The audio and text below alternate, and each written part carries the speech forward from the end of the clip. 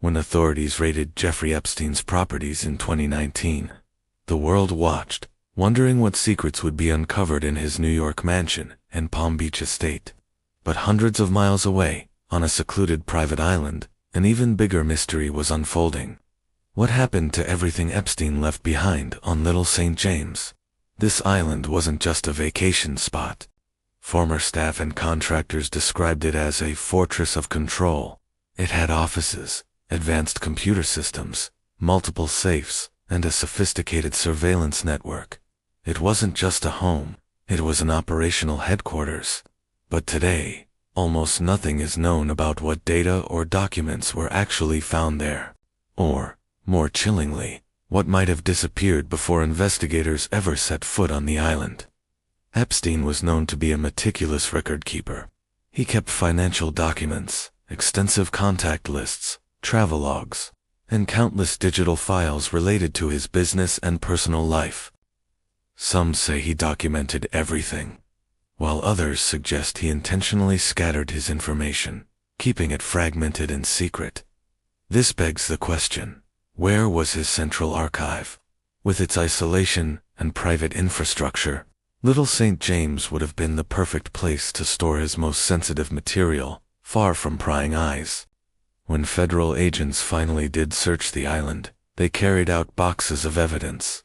But unlike the raids on his other properties, the details of what was seized from Little St. James have remained almost entirely secret.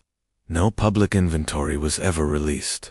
This lack of transparency has fueled speculation, but it also points to a major gap in the investigation. In cases like this, seized digital archives are the key to unlocking networks, timelines, and accomplices. But with Epstein, that entire process seems to have gone dark. The timing adds another layer of suspicion. After Epstein's arrest in July 2019, there were reports of continued activity on the island. Staff were seen leaving, access was changed, and equipment was reportedly moved before the property was fully locked down. Was this just routine cleanup, or was it a deliberate effort to erase evidence? We may never know. By the time the island was formally seized, Epstein was dead, and the criminal investigation into his network had slowed to a crawl. Since then, the island has been sold and redeveloped.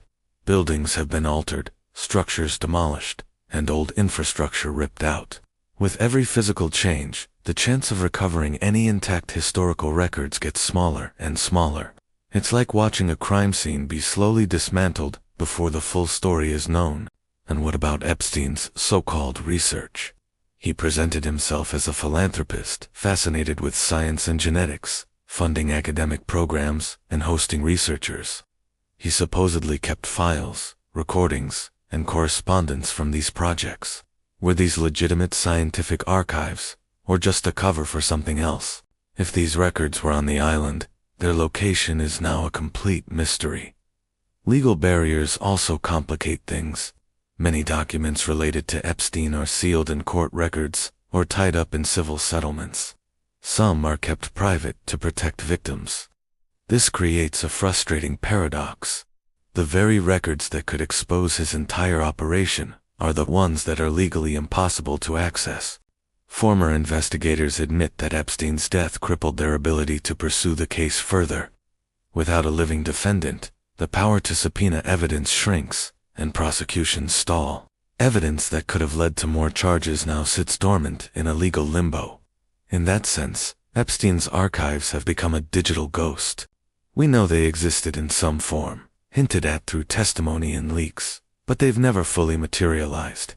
This is what makes the legacy of Little St. James so disturbing.